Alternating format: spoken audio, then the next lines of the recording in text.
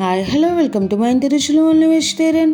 మా బాబు పుట్టినరోజుకి నేను చేసిన వెనిలా ఫ్లేవర్ కూల్ కేక్ని ఎలా ప్రిపేర్ చేసుకోవాలి ఈ వీడియోలో ఉంటుంది. ఈ కేక్ మనం ఓవెన్ లేకుండా ఇంట్లోనే కుక్కర్తో ప్రిపేర్ చేసేసుకోవచ్చు. అలాగే బేకరీ స్టైల్లో ఉంటుంది. చాలా సింపుల్ ప్రాసెస్తో టేస్టీగా ఈ కూల్ కేక్ని ప్రిపేర్ చేసేసుకోవచ్చు. ఇక ఆలస్యం చేయకుండా ఈ వెనిలా ఫ్లేవర్ కూల్ కేక్ని ఎలా ప్రిపేర్ చేసుకోవాలో వీడియోలోకి వెళ్ళిపోదాము. ముందుగా ఒక మిక్సీ జార్ తీసుకుని అందులోకి ఒక 1/2 కప్పు వరకు పంచదారను వేసుకోవాలి. మనం ఏదైనా ఒక కప్పు మెజర్మెంట్గా పెట్టుకుని అన్ని ఇంగ్రీడియంట్స్ కూడా ఆ కప్పుతోనే మెజర్ చేసుకోవాలి. అలాగే 1/2 కప్పు వరకు చిక్కటి పెరుగు, తర్వాత ఒక 1/2 కప్పు వరకు ఫ్లేవర్లెస్ ఆయిల్ని వేసుకోవాలి. ఇప్పుడు ఈ మూడింటిని కూడా స్మూత్గా బ్లెండ్ చేసుకోవాలి. ఒక 2-3 మినిట్స్ బ్లెండ్ చేసుకుంటే కనుక మనకు బ్యాటర్ అన్నది స్మూత్గా క్రీమీగా వస్తుంది. చూసారు కదండి బ్యాటర్ అన్నది ఏ విధంగా వచ్చిందో. ఇప్పుడు ఈ బ్యాటర్ని పక్కన పెట్టేసుకుని ఒక మిక్సింగ్ బౌల్ తీసుకుని అందులోకి జల్లెడను పెట్టుకుని మనం ఏ కప్పుతో అయితే పంచదార పెరుగు తీసుకున్నామో అదే కప్పుతో అయితే 1 కప్పు వరకు మైదాను వేసుకోవాలి. తర్వాత ఇందులోకి 1 టీ స్పూన్ వరకు బేకింగ్ పౌడర్, అలాగే ఒక 1/2 టీ స్పూన్ వరకు వంట సోడాను వేసుకోవాలి. తర్వాత 1 కప్పు వరకు పాల పొడిని వేస్తున్నాను. ఇది నా దగ్గర ఉంది కాబట్టి వేస్తున్నాను, బాగుంటుందని. లేని వాళ్ళు స్కిప్ చేసైనా కూడా చేసుకోవచ్చు. ఇప్పుడు వీటినన్నిటిని కూడా ఇలా జల్లించుకోవాలి. ఇప్పుడు ఇందులోకి మనం ముందుగా గ్రైండ్ చేసుకున్న ఈ మిశ్రమంని వేసేసుకుని మనం వెనిలా ఫ్లేవర్ కేక్ని చేస్తున్నాం కాబట్టి వెనిలా ఎసెన్స్ని ఒక 1/2 టీ స్పూన్ వరకు వేసుకుంటే సరిపోతుంది. ఇప్పుడు వీటినన్నిటినీ కూడా కట్ అండ్ ఫోల్డ్ మెథడ్లో కలుపుకోవాలి. ఒకే డైరెక్షన్లో ఈ కేక్ బ్యాటర్ అన్నది కలుపుకోవాలి. ఇప్పుడు ఇందులోకి మన కన్సిస్టెన్సీకి చూసుకుని దానికి తగ్గట్టుగా పాలను వేసుకుని మిక్స్ చేసుకోవాలి. నేనైతే ఒక 1/2 కప్పు వరకు పాలను వేసుకున్నాను. పాలు కాచి చల్లార్చిన పాలను వేసుకోవాలి. చూసారు కదండి బ్యాటర్ అన్నది ఏ విధంగా ఉన్నదో. మనకు రిబ్బన్ కన్సిస్టెన్సీలోకి రావాలి. చూడండి, ఈ విధంగా ఉంటే కనుక కేక్ పర్ఫెక్ట్గా వస్తుంది.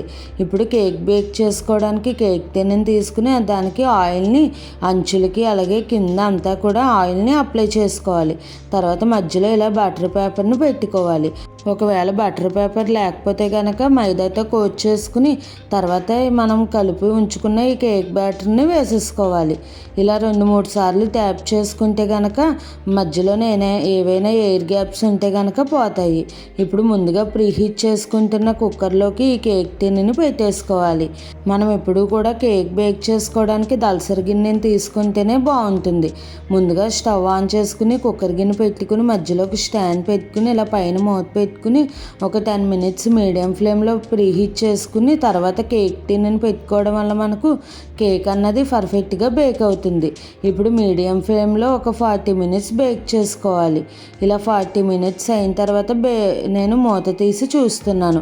మనం ఏదైనా ఒక టూత్పిక్ కానీ చాకుని కానీ ఇలా గుచ్చి చూస్తే క్లీన్గా వచ్చేసేయాలి. లేదంటే ఒకవేళ క్లీన్గా రాలేదు అనుకుంటే మరి కొద్దిగా సేపు ఉంచుకోవాలి. మనం మధ్య మధ్యలో ఒక్కొక్కసారి చూసుకుంటూ ఉండాలి, లేదంటే కేక్ మాడిపోతుంది. ఇప్పుడు దీనిని వెంటనే కుక్కర్ గిన్నెలోంచి తీసేసుకుని మనం పూర్తిగా చల్లారనివ్వాలి.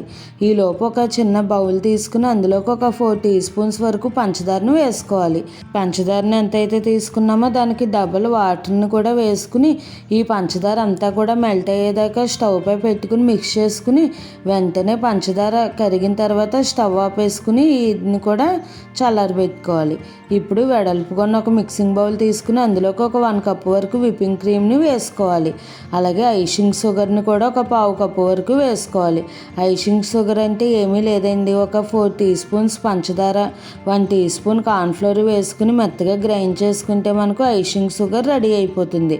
ఇప్పుడు ఇందులోకి కొద్దిగా కాసి చల్లార్చి ఫ్రిడ్జ్లో ఉంచుకున్న పాలను వేసుకోవాలి. ఇలా మనం ఈ విప్పింగ్ క్రీమ్ ప్రిపేర్ చేసుకోవడానికి పాలను ఎప్పుడు కూడా కూలింగ్ పాలనే వేసుకోవాలి. అప్పుడే విప్పింగ్ క్రీమ్ అన్నది స్టిఫ్గా వస్తుంది. చూసారు కదండి, ఐషింగ్ షుగర్ వేసుకోవడం వల్ల మనకు కేక్ క్రీమ్ అన్నది పర్ఫెక్ట్గా స్టిక్కీగా వస్తుంది. ఇప్పుడు దీనిని ఇలా బాగా బీట్ చేసుకోవాలి.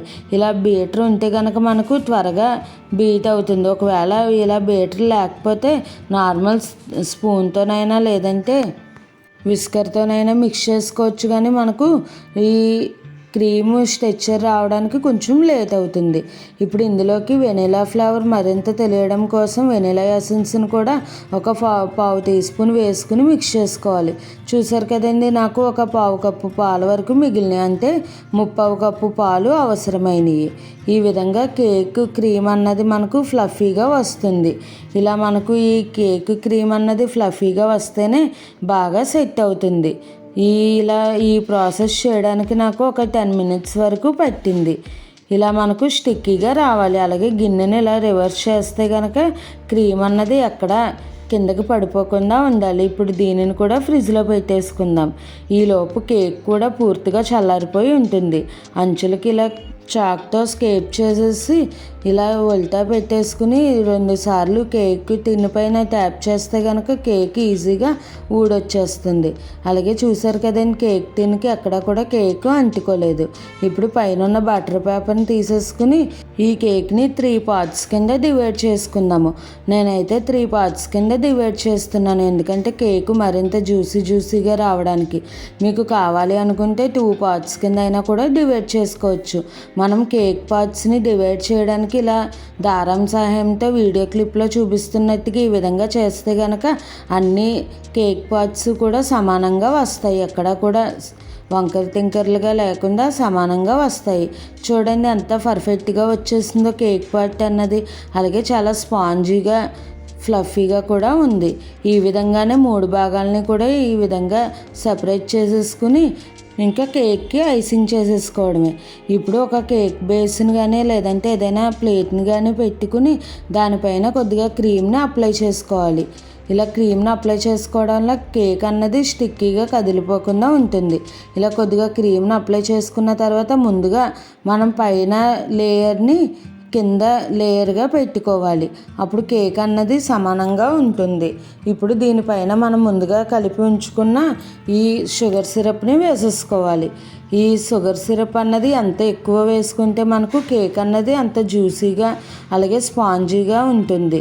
చూసారు కదండి, నేను ఈ కేక్ బేస్కి అంతటినీ కూడా ఈ షుగర్ వాటర్ని వేసుకున్నాను. ఇలా టచ్ చేస్తేనే మనకు తెలుస్తుంది వాటర్ అన్నది ఎంత ఎక్కువ వేసుకున్నాను అన్నది. ఈ విధంగా షుగర్ వాటర్ అంతా వేసుకున్న తర్వాత కొద్దిగా క్రీమ్ని అప్లై చేసుకోవాలి. క్రీమ్ అన్నది మన ఇష్టం, మనకు ఎంత కావాలి అంటే అంత ఈ క్రీమ్ని అప్లై చేసేసుకోవాలి.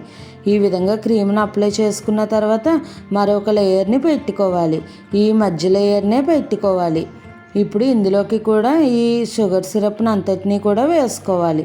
తర్వాత ఈ క్రీమ్ని కూడా పెట్టుకుని అంతా కూడా సెట్ చేసుకోవాలి. ఇప్పుడు పైన లేయర్ కింద మనం ముందు చేసుకున్న ఈ ఆఖరి లేయర్ని వేసుకోవాలి. అప్పుడు కేకు పైన అంతా కూడా సమానంగా వస్తుంది. ఇప్పుడు పై లేయర్కి కూడా షుగర్ సిరప్ని వేసుకుని ఈ క్రీమ్ని అంతటినీ కూడా అప్లై చేసుకోవాలి. అలాగే పైన తర్వాత అంచులకి కూడా ఈ క్రీమ్ని అంతటినీ కూడా బాగా అప్లై చేసుకోవాలి. చూసారు కదండి, ఈ విధంగా ఈ క్రీమ్ని అంతటినీ కూడా అప్లై చేసుకున్న తర్వాత మనం ఏదైనా ఒక ఎక్స్పైర్ అయిపోయిన ఏటీఎం కార్డు ఏదైనా ఉంటుంది కదా, దానితో ఈ కేక్ని అంతటినీ కూడా సమానంగా చేసుకోవాలి. ఇలా ఏదైనా ఏటీఎం కార్డు దాంతో చేసుకుంటే కనుక సమానంగా వస్తుంది. ఈ విధంగా ఐసింగ్ చేసేసుకున్న తర్వాత కాసేపు ఫ్రిడ్జ్లో పెట్టుకోవాలి. అప్పుడు క్రీమ్ అంతా కూడా సపరేట్ అవుతుంది. ఇప్పుడు పైన డిజైన్ కోసం ఏదైనా కలర్ వాడాలి అనుకుంటే ఇలా కొద్దిగా క్రీమ్ని తీసుకుని అందులోకి కొంచెం కలర్ని వేసుకోవాలి. నేనైతే ఎల్లో ఫుడ్ కలర్ని వేస్తున్నాను. అలాగే రెడ్ కలర్ని కూడా 2 కలర్స్ యూజ్ చేసి నేను కేక్ని చేస్తున్నాను. చూసారు కదండి, ఇప్పుడు కలర్ వేసుకున్న తర్వాత కూడా ఒకసారి బీట్ చేసుకుంటే కలర్ అన్నది పర్ఫెక్ట్గా మిక్స్ అవుతుంది. ఇప్పుడు మిగతా క్రీమ్లోకి కొంచెం రెడ్ ఫుడ్ కలర్ని వేస్తున్నాను. ఇప్పుడు ఈ రెడ్ ఫుడ్ కలర్ని కూడా మిక్స్ చేసుకోవాలి. 2 కలర్స్ కూడా మనకు సెట్ అయిపోయినాయి. చూసారు కదండి, ఇప్పుడు ఈ 2 కలర్స్ని కూడా కాసేపు ఫ్రిడ్జ్లో పెట్టుకుంటే మరికొద్దిగా స్టిక్కీగా అవుతాయి. ఇప్పుడు ఒక 15 మినిట్స్ కేక్ని ఫ్రిడ్జ్లో ఉంచుకుని తర్వాత తీసి పైన మనకు నచ్చిన డిజైన్స్ని వేసేసుకోవాలి. ఈ డిజైన్స్ అన్నది మీ ఇష్టమైంది. నేనైతే ఈ విధంగా కొద్దిగా లీవ్స్ లాగా ఈ డిజైన్ని పెట్టి తర్వాత పైన సర్కిల్గా ఈ రెడ్ కలర్ని వేస్తున్నాను. అలాగే ఎల్లో కలర్తో ఇలా ఫ్లవర్స్ లాగా వేస్తున్నాను. డిజైన్ అన్నది మీకు నచ్చినట్టుగా వేసుకోవచ్చు. నేనైతే సింపుల్గా ఈ విధంగా వేస్తున్నాను. సింపుల్గా ఉన్నా కూడా చూస్తానికి కలర్ కాంబినేషన్ చాలా బాగా సెట్ అయింది. అలాగే బాగుంది కూడాను. అంతేనండి, ఎంతో సింపుల్గా ఓవెన్ లేకపోయినా కూడా ఇంట్లోనే బేకరీ స్టైల్లో కేక్ని ప్రిపేర్ చేసేసుకోవచ్చు. బయట కొనే పని లేకుండా ఇంట్లోనే ఈజీగా ఇలా ప్రిపేర్ చేసుకుంటే టేస్ట్ బాగుంటుంది. అలాగే మనకి నచ్చిన వాళ్ళ కోసం చేస్తే హ్యాపీయే వేరు కదండి. అలాగే మా బాబు పేరు లిఖిత్ కృష్ణ, ఎల్కే అని పేరు రాసి ఈ విధంగా డిజైన్ చేశాను. ఈ డిజైన్, ఈ కేక్ ప్రాసెస్ అన్నీ కూడా మీకు ఎలా అనిపించింది అన్నది నాకు కామెంట్ చేయండి. అలాగే మీరు కూడా ఏదైనా స్పెషల్స్ డే అప్పుడు మీరు కూడా ఇలా కేక్ని ప్రిపేర్ చేసుకోండి. చాలా సింపుల్గా ప్రిపేర్ చేసేసుకోవచ్చు. మరిన్ని మంచి మంచి టేస్టీ హెల్దీ రెసిపీస్ కోసం నా ఛానల్ని ఫాలో అవ్వండి. ఈ వీడియో కనుక మీకు నచ్చినట్టయితే లైక్ చేసి, షేర్ చేసి, కామెంట్ చేసి నా ఛానల్ సబ్స్క్రైబ్ చేసుకుని పక్కనే ఉన్న బెల్ ఐకాన్ క్లిక్ చేయడం మర్చిపోకండి. Thanks for watching.